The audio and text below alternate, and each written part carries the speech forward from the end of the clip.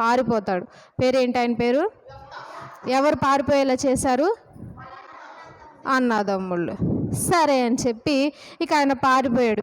Tobu అనే దేశానికి వెళ్ళిపోయాడు. ఏ దేశం? సరే, ఆ దేశానికి వెళ్ళిపోతే చక్కగా ఒక ప్రాంతంలో కూర్చొని ఉన్నాడు ఆయన. వెళ్ళి వేరే ప్రదేశం, చుట్టాలు ఎవరు లేరు, ఫ్రెండ్స్ ఎవరు లేరు, కొత్త ప్లేస్ అది.